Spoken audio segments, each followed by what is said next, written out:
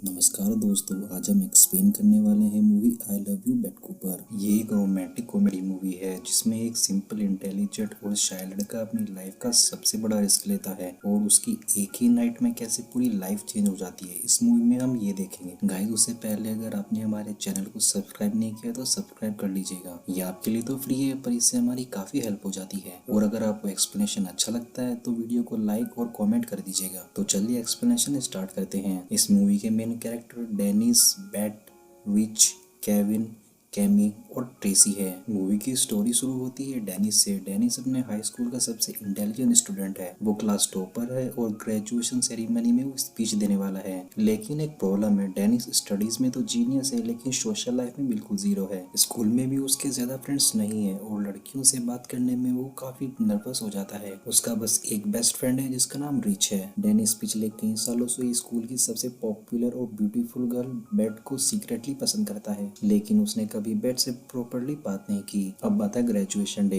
पूरा school auditorium में present होता है। स्टूडेंट अपनी स्कूल लाइफ को अलविदा कह रहे होते हैं। जब डेनिस स्टेज पर स्पीच देने जाता है तो स्टार्टिंग में सब नॉर्मल होता है, लेकिन अचानक उसे एहसास होता है कि स्कूल खत्म हो गया है और शायद आज के बाद वो बेट को कभी ना देख पाए। इसीलिए वो एक शॉकिंग डिसीजन लेता है। पूरे स्कूल के सामने वो माइक को पकड़कर आई लव यू बेथ कूपर बोल देता है। जैसे ही ये वर्ड्स ऑडिटोरियम में गूंजते हैं सब लोग शॉक हो जाते हैं। कुछ स्टूडेंट हंसने लगते हैं और टीचर सरप्राइज हो जाते हैं और बेथ भी हैरान हो जाती है। डेनिस ने अपने दिल की बात सबके सामने कह दी होती है, लेकिन यहाँ एक बड़ा प्रॉब्लम है। बेथ का एक बॉयफ्रेंड भी है जिसका नाम केविन है। केविन एक एग्रेसिव आर्मी सोल्जर है जो गुस्से में बहुत डेंजरस हो सकता है। जब केविन को पता चलता है कि डेनिस ने पूरे स्कूल के सामने बेथ को प्रपोज जैसा स्टेटमेंट दिया है तो वो बहुत गुस्सा हो जाता है। वो डेनिस को वार्निंग देता है कि उसने अगर बेथ के आसपास भी आने की कोशिश की तो उसका अंजाम बुरा होगा। सेरेमनी के बाद डेनिस घर पहुंचता है। उसे लगता है उसने अपनी लाइफ की सबसे एम्बैरेसिंग मिस्टेक कर दी है, लेकिन उसी रात कुछ अनएक्सपेक्टेड होता है। डोरबेल बजती है। जब डेनिस डोर खोलता है तो उसकी आंखें खुली की खुली रह जाती है। गेट पर और कोई नहीं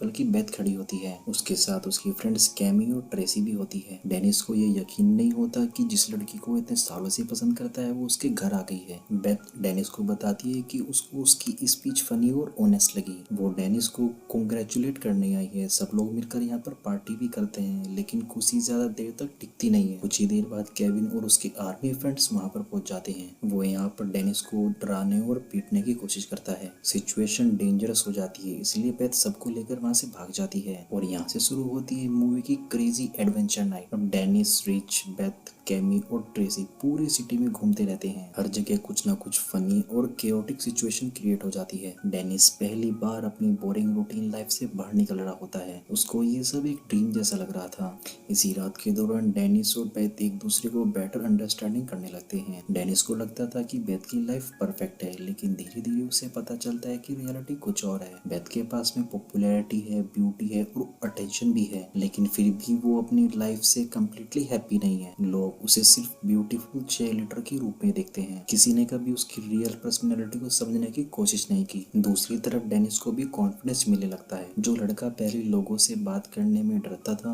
वो अब ओपनली अपनी फीलिंग्स एक्सप्रेस कर रहा होता है। और बेथ को भी डेनिस का ऑनेस्ट नेचर पसंद आने लगता है। उसे लगता है डेनिस बाकी लड़कों से अलग है। इसी दौरान रिच और कैमी के बीच में भी फनी केमिस्ट्री डेवलप होने लगती है। रिच हमेशा कैमी को इम्प्रेस करने की कोशिश करता रहता है। इन दोनों के सीन मूवी में काफी कॉमेडी क्रिएट करते हैं, लेकिन केविन अभी भी उनका पीछा कर रहा होता है। जहाँ भी ग्रुप जाता है कुछ देर बाद केविन वहाँ पर पहुंच जाता है। उसका मिशन सिर्फ एक है, डेनिस को सबक सिखाना। रात के दौरान ये सभी लोग एक बड़ी पार्टी में पहुंचते हैं। यहाँ पर डेनिस को फील होता है कि वो ऐसी पार्टियों के लायक नहीं है। बेसिकली डेनिस खुद को अनमोटिवेटेड फील करता है, पर बेथ यहाँ पर उसका सपोर्ट करती है। और यहाँ पर डेनिस फील करता है कि स्कूल की सबसे पॉपुलर लड़की उसकी साइड पर खड़ी है। ये मोमेंट डेनिस के लिए काफी स्पेशल मोमेंट होता है। पार्टी में फिर से केविन आ जाता है। सिचुएशन कंट्रोल से बाहर होने लगती है। गुस्सा और केओस इतना बढ़ जाता है कि बेथ केविन की गाड़ी लेकर घर के अंदर तक घुस जाती है। पूरा सीन कम्प्लीटली इंसेन और हिलेरियस बन जाता है। बेथ यहाँ से सभी लोगों को लेकर भाग जाती है। अब मूवी हमारी इमोशनल फेस में एंटर करती है। एक क्वाइट मोमेंट में डेनिस और बेथ अकेले बैठकर बात कर रहे होते हैं। बेथ यहाँ पर कन्फेस करती है कि लोग उसे सिर्फ ब्यूटी के लिए पसंद करते हैं, लेकिन डेनिस पहला लड़का है जो उसकी रियल पर्सनैलिटी को अप्रिशिएट करता है। ये बात बेथ को डीपली टच करती है। इसी कॉन्वर्सेशन के बाद दोनों के बीच में इमोशनल कनेक्शन और स्ट्रॉन्ग हो जाता है। डेनिस रियलाइज करता है बेथ कोई परफेक्ट फैंटेसी गर्ल नहीं है, वो भी एक नॉर्मल इंसान है जिसके पास अपने फियर्स और इनसिक्योरिटीज हैं। और बेथ रियलाइज करती है डेनिस सिर्फ एक नर्ड नहीं है, उसके अंदर ऑनेस्टी, काइंडनेस और करेज है। अब मूवी क्लाइमेक्स की तरफ बढ़ती है। केविन एक बार फिर डेनिस के सामने आ जाता है, दोनों के बीच फाइनल कन्फ्रंटेशन होता है। सिचुएशन काफी टेंस हो जाती है, लेकिन जब केविन ट्रबल में फंस जाता है तब डेनिस उसे इग्नोर नहीं करता